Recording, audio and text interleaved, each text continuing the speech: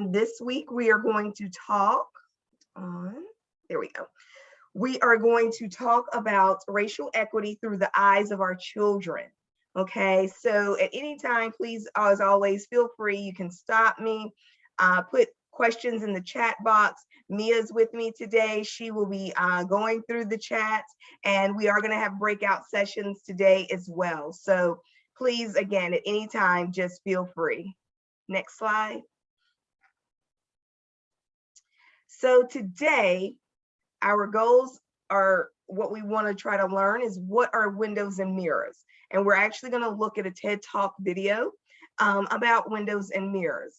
How to choose literature for children in your classrooms, which will reflect back on the windows and mirrors piece. How do we weave racial equity into your curriculum? And how racial equity correlates. You know what, Mia, I don't know what's going on with my screen, but I cannot get my drop down to leave. Okay, hold on, guys. What drop? Okay, there we are. I put everybody on the side now. Everybody was on the top and it made my screen go all the way down, so I couldn't see part of it. How racial equity correlates with social emotional health. And we're also going to do some talking about how to engage families, because I do know that sometimes that is a hard piece, trying to engage families. And that's why we want everyone to be participatory today and really talk about these different things that happen in your classrooms, okay? Next slide, please. So, they're not too young to talk about race. This handout will be given to you in the wrap up today. And it's just giving you a little history here about what children, infants, all the way up to the age of 6+, how they view us when they look at you, what they see, when they start noticing the differences maybe between you, their parents, themselves. And so therefore it's never too young for us to really start talking about race with children in our classrooms. Next, please.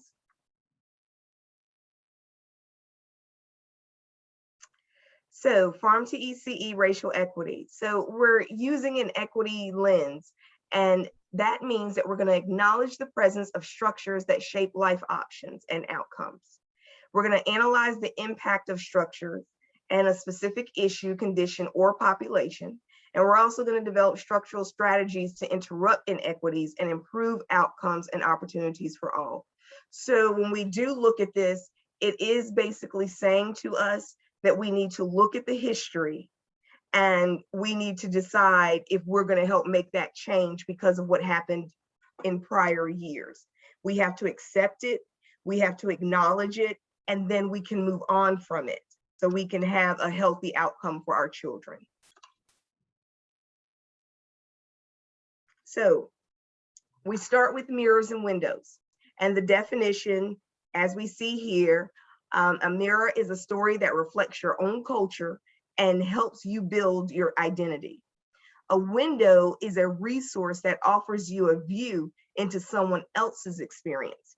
It is critical to understand that students cannot truly learn about themselves unless they learn about others as well. And that is a quote from the We Are Teachers. And there's also information up here for the curriculum as window and mirrors, and where it started with Emily Style. And again, you will receive these slides as always, so you can click on them and they will take you and navigate you to these different resources as well. But again, we're going to go into windows and mirrors. And if I'm not mistaken, we're getting ready to go into the TED Talk. And what's the next slide, please?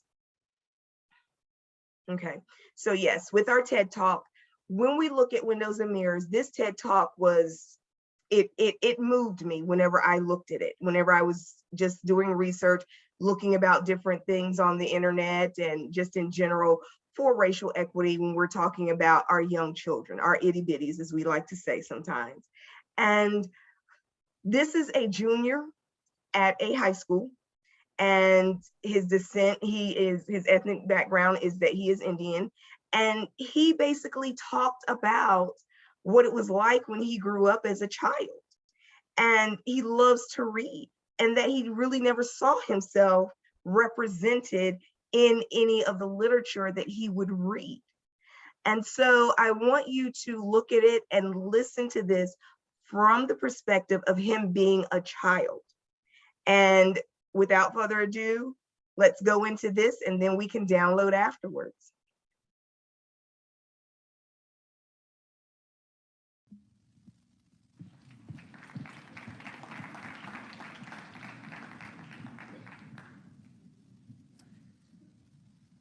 Books are sometimes windows, offering views of worlds that may be real or imagined, familiar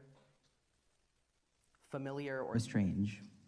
These windows are also sliding glass doors, and readers have only to walk through an imagination to become part of whatever world has been created or recreated by the author. When lighting conditions are just right, however, a window can also be a mirror.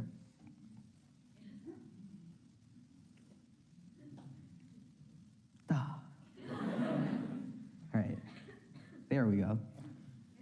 Rudine Sims Bishop. I moved to India when I was 5 years old and back to the US when I was 11.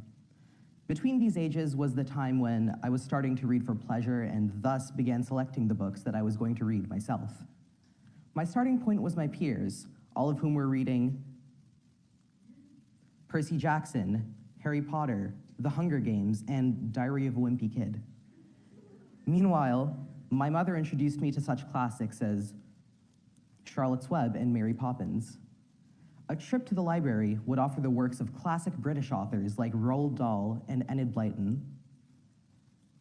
Here's a list of books we used to read as kids, compiled by my friends and classmates living in India right now. And here are their main characters. And here are their authors. Do you notice anything about the people on the board? Yes, very good. Yeah, so I see what you're all thinking. This is super homogenous. And remember, I'm talking about the books that I read while I was in India. But India isn't where we are right now. Maybe there's a difference with students who started reading for pleasure while they were in the US. So I surveyed my peers here, and the results were vastly the same. Now, I absolutely love and cherish these books. But the issue is that those were the only books that I was reading, and to some extent were the only books that were available to me. These books were my first windows and sliding doors. They allowed me to look into different times and cultures, helping me form a picture of what the outside world was like. But because I was only reading one kind of book, the kind set in England or the US, my perception of the outside world and literature was very Eurocentric and Americentric. In her TED Talk, Nigerian author Chimamanda Ngozi Adichie has reflected on how her childhood reading experiences influenced her writing. I was an early reader, and what I read were British and American children's books. I was also an early writer, and when I began to write at about the age of 7, stories in pencil with crayon illustrations that my poor mother was obligated to read, I wrote exactly the kinds of stories I was reading. All my characters were white and blue-eyed. They played in the snow. They ate apples. And they talked a lot about the weather, how lovely it was that the sun had come out. Yeah. So this was while Adichie was growing up in Nigeria, and her words resonated with me because this was precisely my experience. Like, for example, in the 5th grade, I participated in a school-wide writing competition. My story was set in the English countryside and was about British children, things with which I had no personal experience other than my one trip to England as a 3-year-old. As a result, my story was filled with crude attempts to copy British culture and language, even slang. I recall using the phrase cheerio about a dozen times in the 3-page story. The story would have been better if I had set it in India, because I had lived what I was writing about. But the thought to set it in India didn't even cross my mind because, to me, books had to be set in America or in England and feature a white American or English character. Of course, I wasn't consciously thinking, according to the rules of the universe, my story has to be set in England. But that's all that I was reading. It was ingrained into my subconscious. However, J.K. Rowling, for example, didn't face this issue. Her stories are set mostly in the UK, where she's from. Her main characters are white British people, just like she is. The culture of Harry Potter is vastly British, the culture she grew up in. Unlike me, Rowling wrote stories based in her culture because her experiences in that culture were reflected in what she was reading growing up. Rowling recalls reading mainly Elizabeth Gouge and E. Nesbit growing up, both of whom are white British women who wrote about white British characters. What she was reading was what she knew, so she was able to replicate it properly. But I, on the other hand, wasn't reading books written by people like me, about people like me, or set where I was living. So there was this disparity between what I was reading and what I was actually living. But one day, while I was still in India, my grandmother handed me a book called Malgudi Days by R.K. Narayan. I flipped to the back cover and there was a picture of a brown guy on it. It was like this cognitive dissonance between what I thought authors were and what I was seeing. Now, it wasn't that extreme, obviously, but I knew there were Indian authors. But this was the first time I'd ever been exposed to one, and I devoured that book. It was the first time I was reading something meaningful to me, something that I could truly identify with. This book was my first mirror. I could identify with what the plots of the stories were. I could identify with the cultural references in the book, and I could identify with myriad colorful characters. And so I moved on, and I found a whole world of books that I could find mirrors in. More Indian series were the Shiva trilogy and the Ramchandra series, which are basically Percy Jackson books with Indian gods. This awakening occurred around the time that I moved back to the US when I was around 11, so I found mirrors in books about the immigrant experience. Books like The Joy Luck Club, Americana, The Spirit Catches You When You Fall Down, and The Namesake. There were some cultures I was unfamiliar with, and this is where I found some novels to become my windows and sliding doors. The autobiography of a Tibetan monk and A Long Way Gone gave me insight into the lives of a Tibetan monk imprisoned by the Chinese government in the 70s and a child soldier in Sierra Leone. I genuinely believe that reading these books, my mirrors and my sliding doors, allowed me to widen my perspective and understand other people's better, contributing largely to who I am today. I was fortunate enough to discover them, realizing that not only one type of person is an author, or that not only one type of person deserves to have their story told, a realization that I've come through my own writing. My mother is a teacher of the deaf and hard of hearing, and used to teach at a school called the Weingarten Children's Center, a school for children who are deaf and hard of hearing. I went to the school as a preschooler, even though I'm not deaf, so I was in what was called a reverse mainstream program, and it was here that I made my first friends. I'm still friends with Arya, who's currently a senior at Saratoga High. Arya is profoundly deaf, meaning she can't hear anything really without her cochlear implants. One day, Arya and I were talking about how little her classmates actually knew about her deafness and the obstacles that she faced because of it.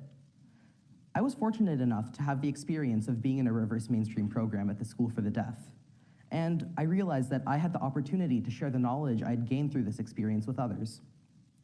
I had the opportunity to create something that could be somebody's window or sliding door. So I wrote a story about Maya, a little girl who is deaf and has cochlear implants, from the perspective of Sid, a little boy who is hearing and very curious about Maya's cochlear implants. I was able to write from the perspective of Sid because I was in his position once. I was a hearing child who was very curious about his friend's cochlear implants. I was able to write the story because I was writing what I knew. I finished the book in January of last year. After it was published, I read it at some local schools with Arya. At the end, we conducted an activity and found that the book was some of the students' first exposures to people who were deaf or hard of hearing, and that they learned something completely new to it from it. In these readings, my book was able to be a window and a sliding door for other children, offering them a new perspective. But it was also able to be a mirror. While working on it, Arya told me how amazing it was for her to see a deaf Indian girl featured as the main character in a book, and how real the story felt to her. Another little deaf girl living in India, who was reading the book, excitedly pointed to Maya's cochlear implants in one of the illustrations to compare it to her own. Over the past year, I've continued to hear back from several other families whose children were able to identify with Maya. My experiences reading diverse literature, books that were mirrors, windows, and sliding doors, inspired me to share that same experience with others through writing. So if you've only been reading one kind of author, go out and seek new ones. Realize that not only one type of person can write books, and not only one type of person deserves to have their story told. Find your mirrors, your windows, and your sliding doors. Thank you.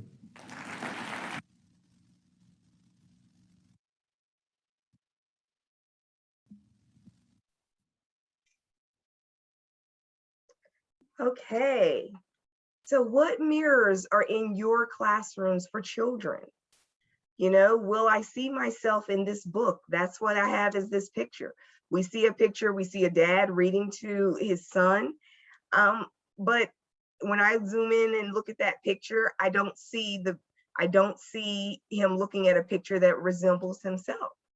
You know, so let's talk really quick. Unmute yourselves. You know how I do. So if you don't, I'll call on you. But unmute yourselves and talk about how that video just resonated with you, and thinking about it from the perspective of a child, you know, from 0 to age 6, because that's what we have in our centers.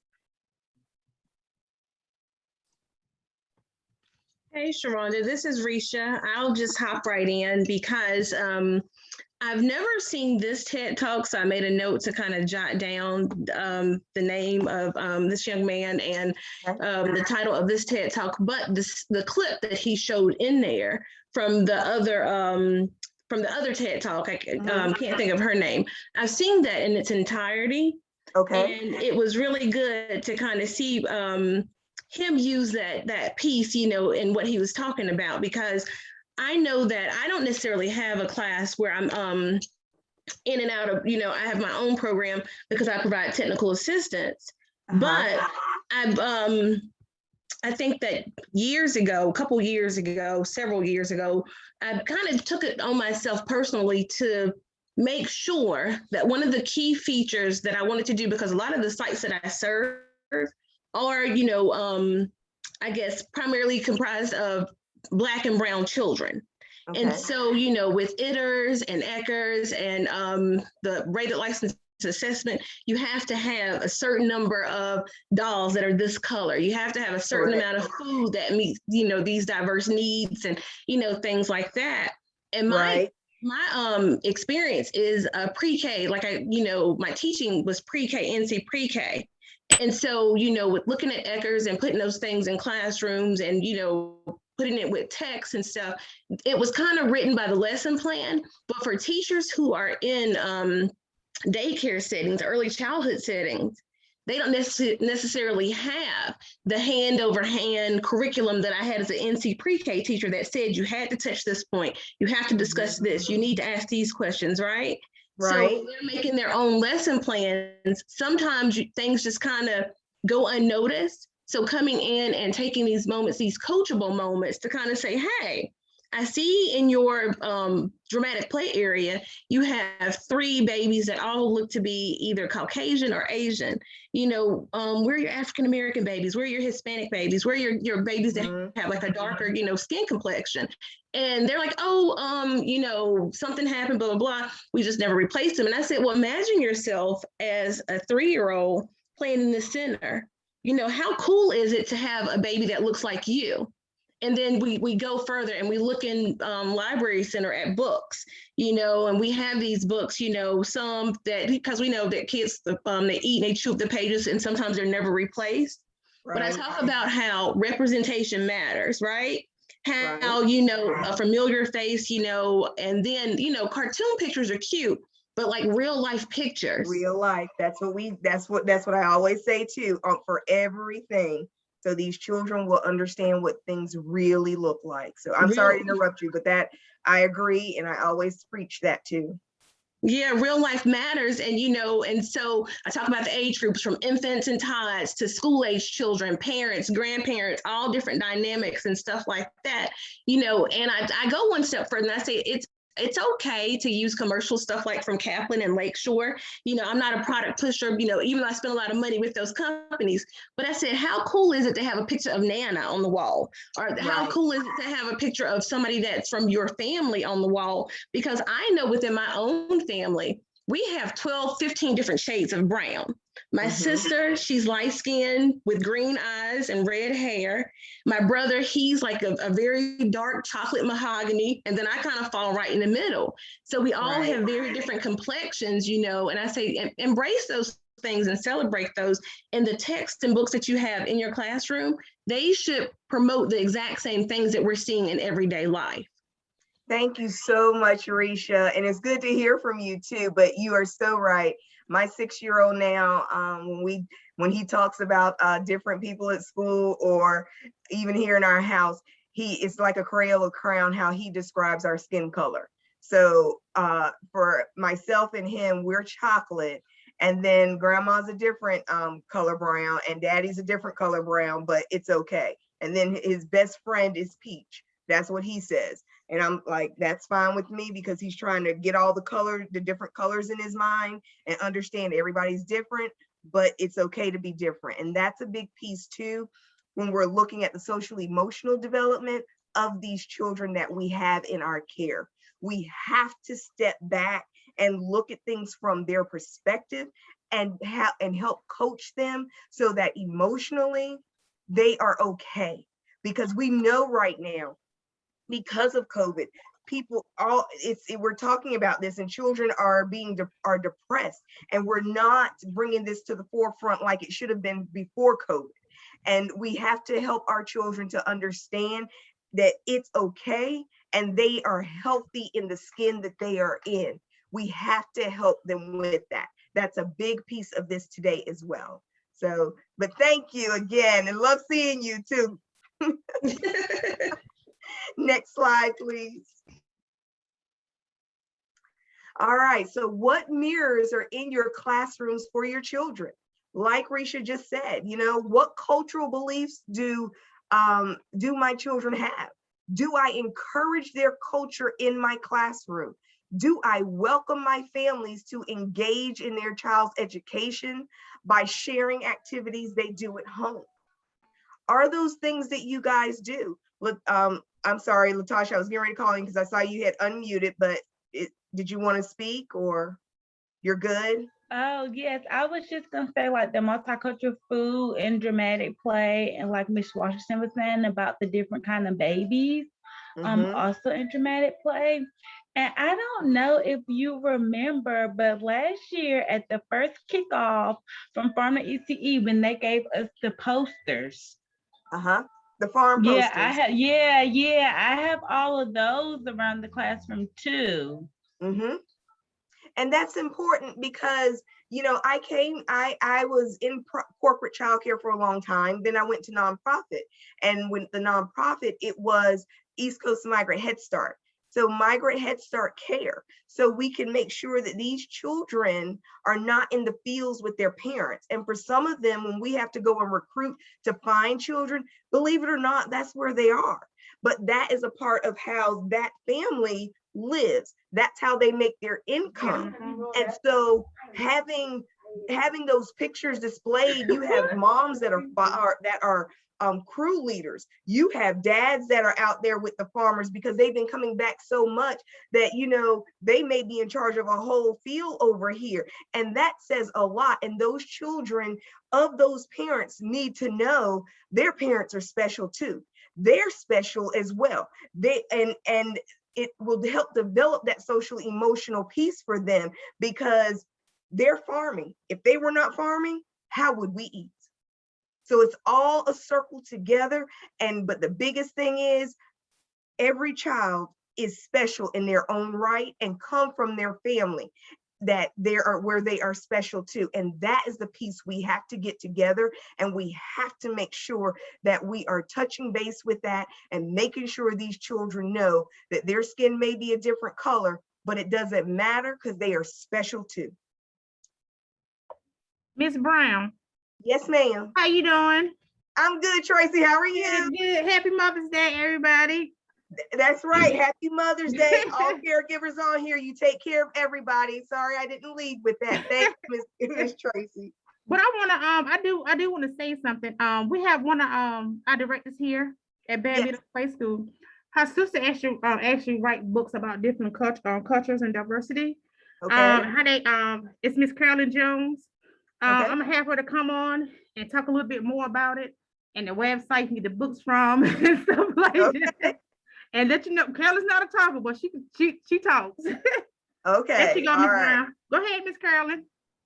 She just put me on the spot.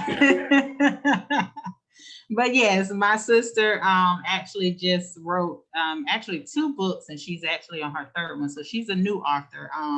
And her first book is called I Fit In Just Right.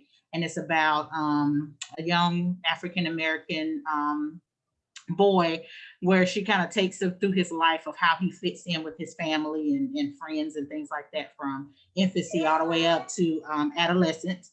And then the next book that's actually on pre-order right now, is not quite out yet, but it's on pre-order, is her and her daughter's recall of the inauguration with Vice President Kamala Harris. So she has those 2 books out, and I can put the information in the chat if you guys would like to just go and check it out. And, just be, but like she said, it is a diversity type of situation, because when she grew up, she didn't have those, like you said, she didn't have those types of books. And her first book that she ever actually saw herself in was the book called A Snowy Day. Right. So by Ezra Cates. Yep. So she actually, she gives that, and that's something that she does every year for all the children in our family, for Christmas and things like that. She makes sure that we have those types of books for our children and things like that. So good. Well, thank you, Miss Carolyn. Please, Carolyn.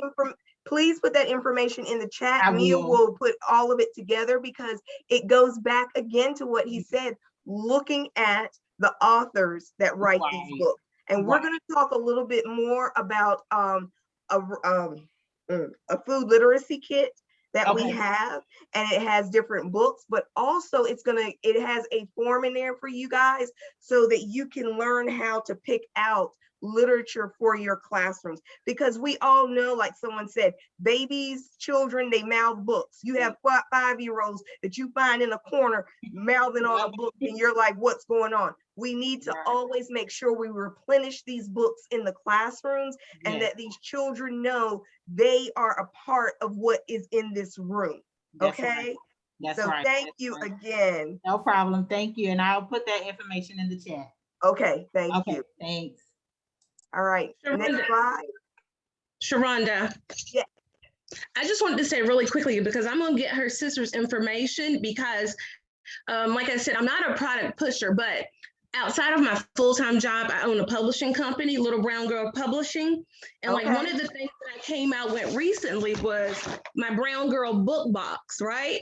And so inside the book box, because it's for infant, toddlers, twos, and all different, I find books from local authors, and I put them in the book box, to make available to other families, because sometimes local authors don't have the platform that I have, or, or people that I'm involved with.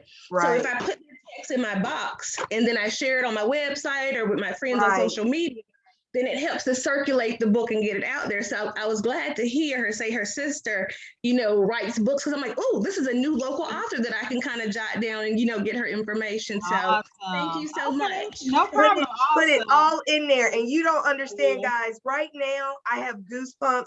Mia is on here with me. Mia has been with us through this journey, and she knows that, like, this year is, I guess, my really first time really diving into the racial equity piece from the children's perspective on my own, and us not using like the outside source that a lot of you know about.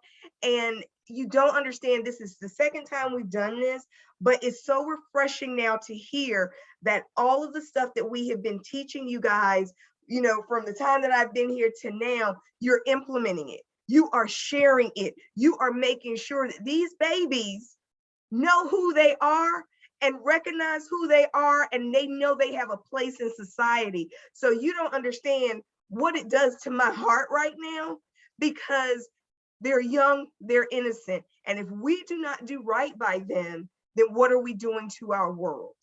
Okay, what are we doing? So before I start to cry, I'm gonna say next slide, Mia.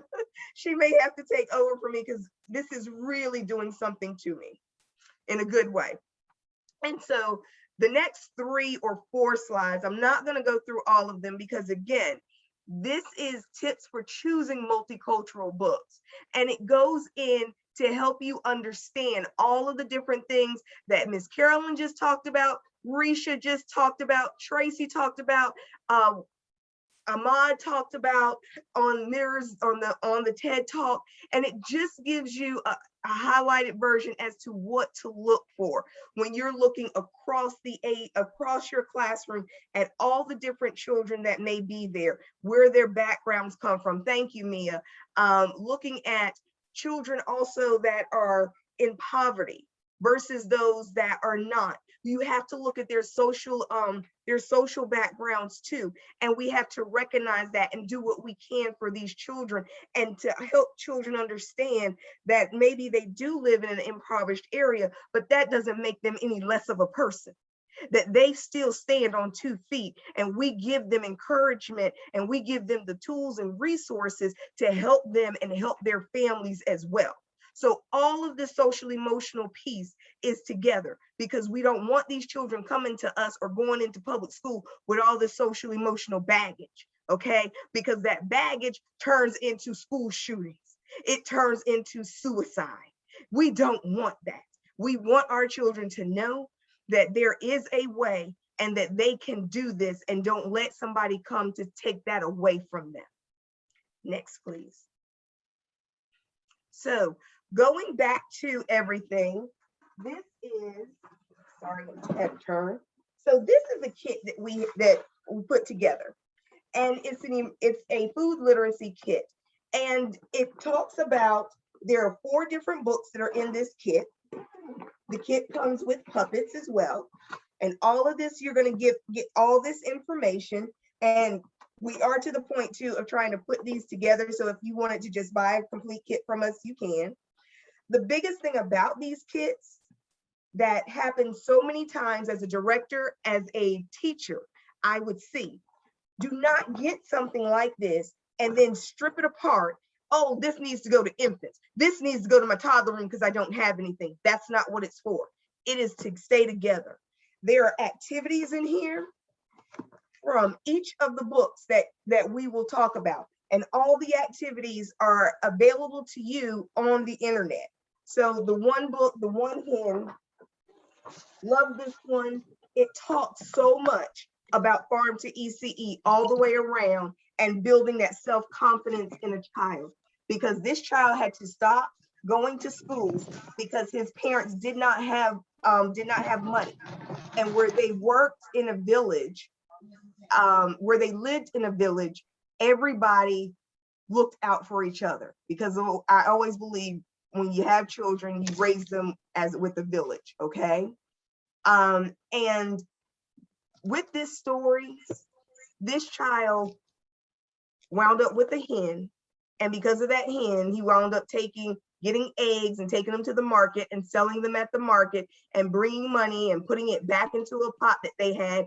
And when they finally got to the point that he did not need to do that anymore, the very first thing his mother told him, it's time for you to go back to school. You need to take the money, some of the money, and you need to go buy a uniform and you need to go back to school. And he did that. And he paid it forward because this man went to college and he came back and he made sure that people, you guys please mute yourselves if you can in the background. Thank you. And he made sure that he came back and he paid it forward for his class, for his everybody in his area. And he helped other children in the same way. But again, this book is written by, you have to, like I said, it's a really good book and you have to get this one. And it reflects the person that you see on here. It reflects the family as far as the author. Next one, please, Mia. The other one, again, one hen to market to market. So again, there are different educational activities that you can do with these books with the children in your classroom. And feel free, you can go online for all of this information. Next, please. Here is another one, Las Comunas. I can't say it that very well, I'm sorry, farm workers. And again, this one, we had someone, we were in COVID, and she actually read the story. And you can do that, have somebody,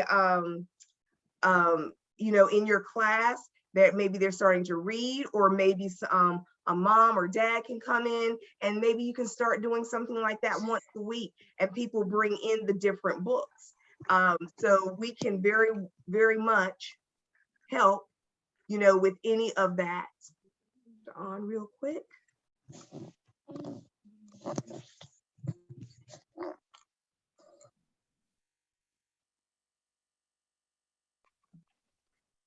All right, next slide.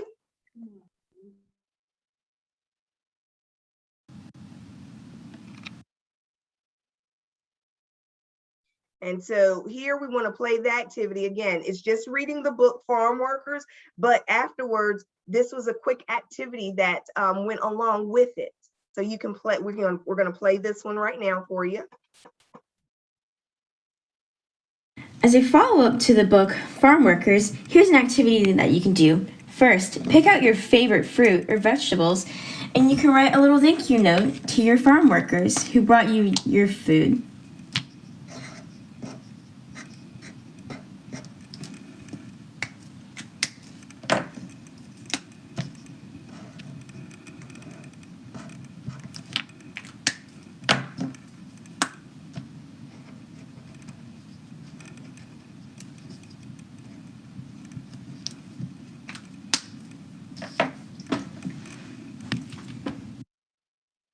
All right, so with that one, very simple activity, but so much thought behind that. Again, if I were still at the center that I was in prior to this job, that would be so wonderful to get all of my children to write thank you notes to their parents, because they're out there working in the fields, like I said, every day, getting fruits and vegetables for us to eat. And they would sometimes bring them back to the center.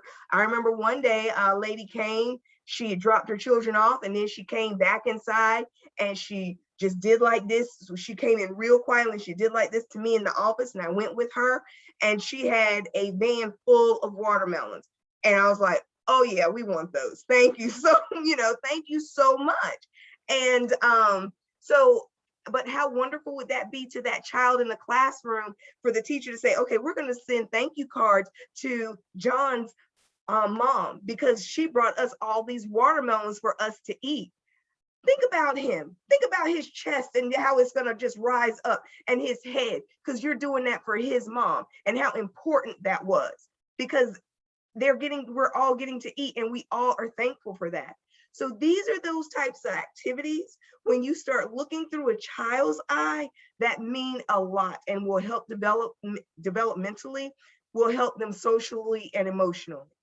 Next, please.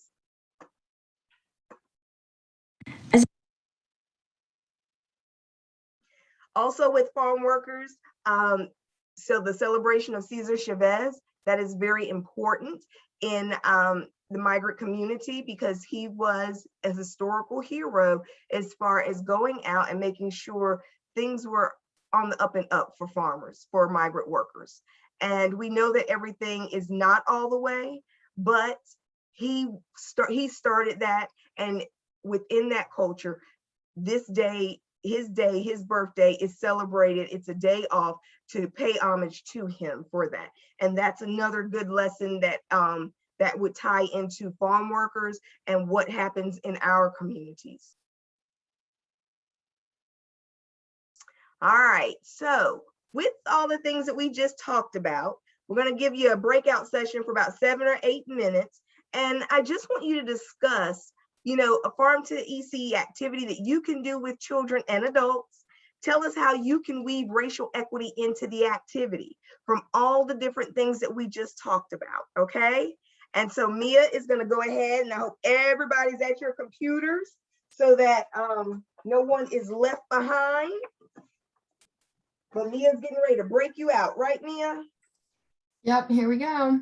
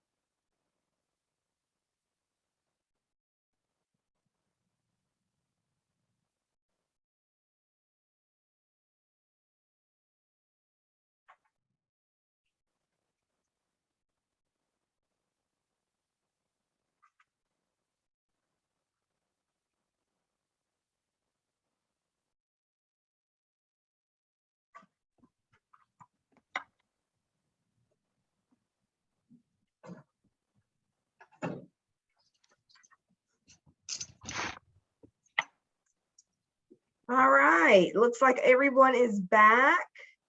And so we are getting toward the end, but I want you to unmute yourselves and talk about what you discussed in your groups. So what is your Farm to EC activity? The questions are here if you want, to remind you. How did you weave racial equity into the activity? How can you incorporate your families? How can you weave racial equity into your day-to-day curriculum? So let's hear from some people we haven't heard from.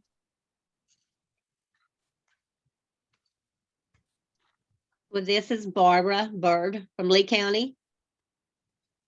Hi, Barbara. I shared in my group a book called Thank You, a Mood that we had read back in 2019 with the Jumpstart program.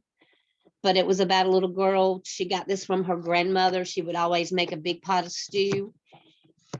And so she wrote about it in a book to honor her grandmother, but she made this big pot of stew and she kept getting knocks at the door where her neighbors were smelling this stew and they all would come in and eat. Well, at the end of the day, when it was time for her to have some stew and enjoy it, it all was gone. So she got blue and sad. And then she started getting knocks on the door and it was all the neighbors that had came during the day. They all brought different foods and they all had a big feast that night and they had plenty of food for everyone. And out of that, what we did an activity where some of the children brought in vegetables and we made just like a big pot of stew the next day. And we just talked about that from the book. That was an activity that we did. Thanks for sharing, Barbara. Shironda stepped out for a second, so I'm going to take over the rest of our discussion. Did anybody else have anything they wanted to share from breakouts?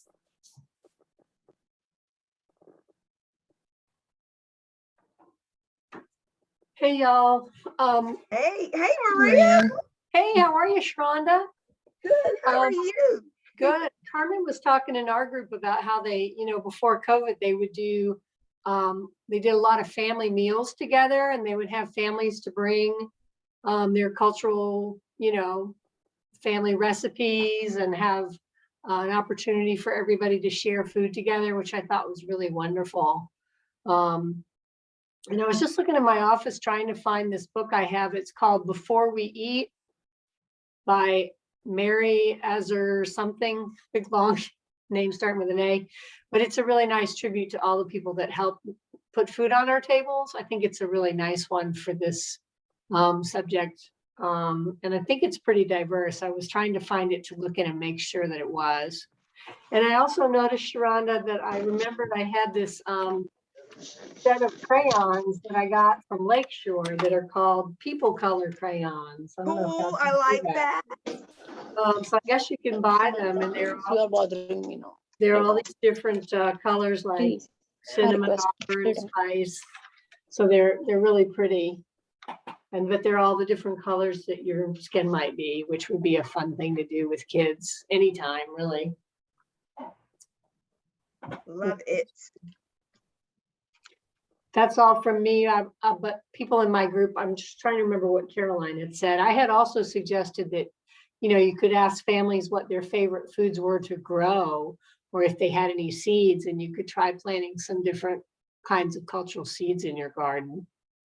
And Maria, you also had given us before too, Happy in Our Skin as a book as well, correct? Yeah, That's right. so we're gonna make sure we put that in this group too, okay? When we Okay. send out everything. So thank you for that. I do have, see, I still have my note from you. Thank you. That's it. That's it. We have to grow together. That's it. All right. Who else?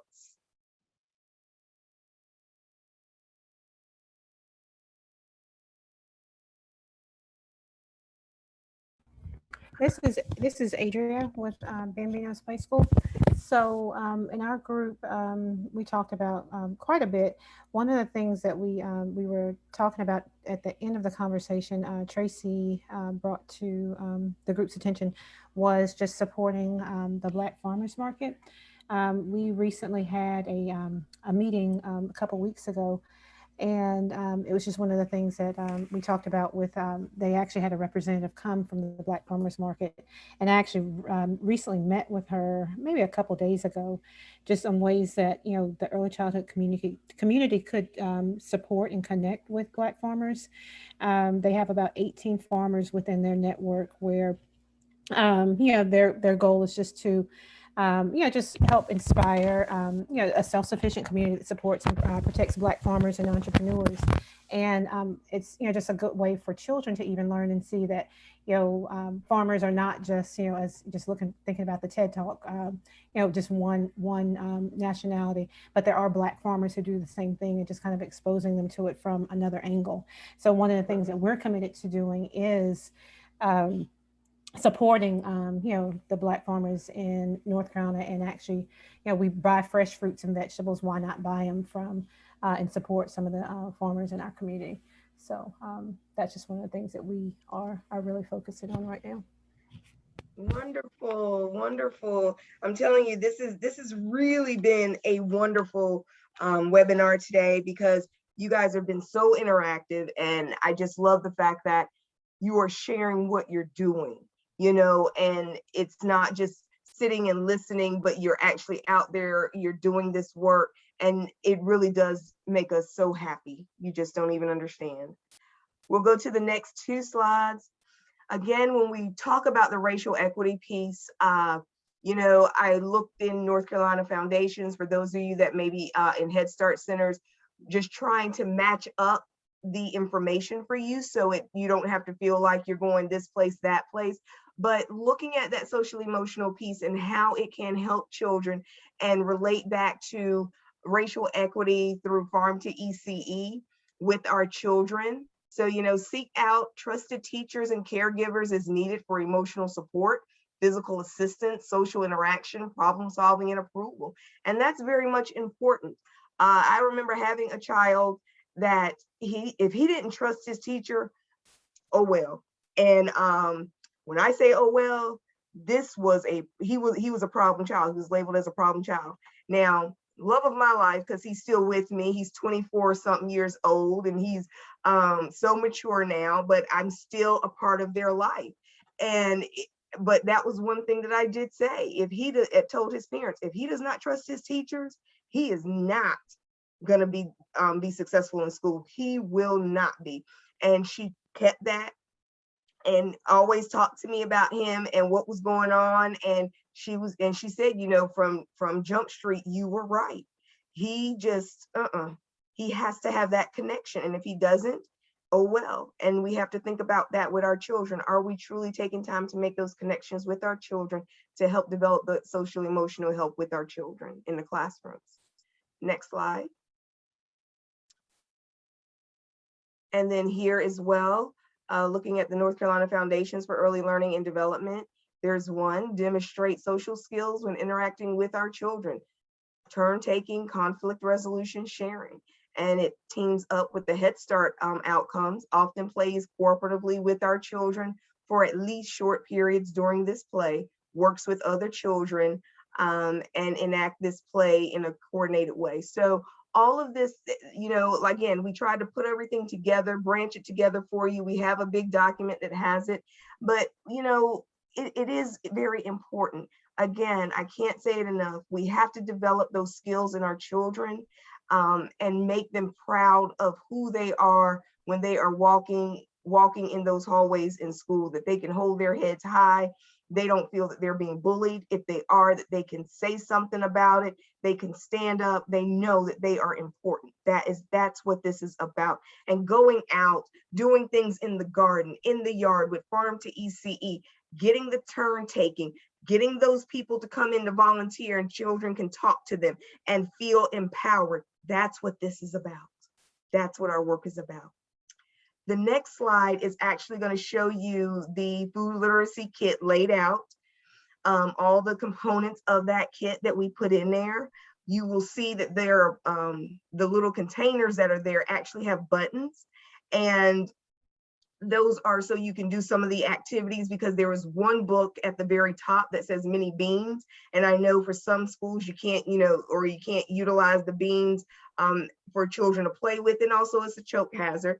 But by buying buttons, you can do the same thing, simulate the same type of activities, and you can make sure the buttons do not fit in the choke tester, because you can go out and get different colored ones, get them online, get them, at Michael's, at Hobby Lobby, but you can get them, and you can get the real big ones to make sure that they wouldn't go down a child's throat. And you could have infants playing with them as well, and teaching them about their culture, their ethnic backgrounds, and just what they see as well. Okay, and I think after that, are there any questions, comments, or any other concerns? We have 3 minutes left, because you were a talkative bunch, which I love today. So what else do we have? Oh my goodness, we have a big thing that was just put in chat.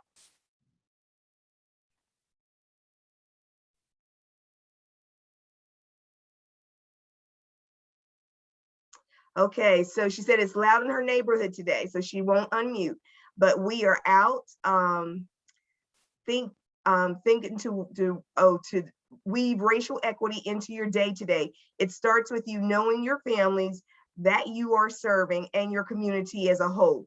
Getting to know your curriculum and being able to recognize the voices you may miss while implementing it is key for making changes that matter when you teach.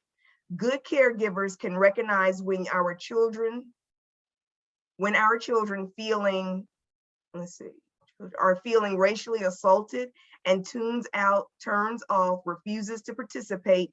So eliminating all potentially hurtful racial text as we choose the stories we are reading is something we can do, and adding those family pictures and individual pictures with even their artwork is good.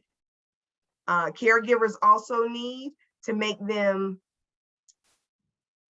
time to not only acknowledge the holiday, but to celebrate the different cultures. But all of this starts with knowing our biases, and our willingness to reach out and ask questions, as well as getting to know our family's cultures and beliefs. And also, this was a great and informative session. I appreciate all the new ideas and reminders. So this was from Risha Washington again. Thank you so much, Risha. Anybody else? Risha's always in my corner, pulling me to the side and pushing me to go further from the moment that I started with this. So I thank you so much. You just don't even know. And so it's funny to see you today, because I was just thinking about you, that I have not seen you in a while. So it was really good to see and hear from you. Do I have some others online right now? Shironda? Yes, Barbara, yes. How can we get the posters again? Okay, Mia and I will discuss that, because I don't know if we actually still have posters, but we can probably get some made, because I do know last year we did give out posters, correct, Mia, when we started the collaborative? And you have to forgive us, but because of COVID, we haven't been in our office like in a year and a half, and when we do go in, we don't remember where stuff is, to tell you the honest truth. It's like a fact-finding mission and trying to find things. So I know, Mia, do you know if we did still have any? I'm not sure if we have any in the office, but in the wrap-up email I send out, I think we have them linked on our website, and so you can also get them there. And so I'll make sure to include that in our wrap-up. Okay, Very thank good. you. Thank Yes. you. There you go. All right, well, we are at time. It's 1:01. I thank you all so much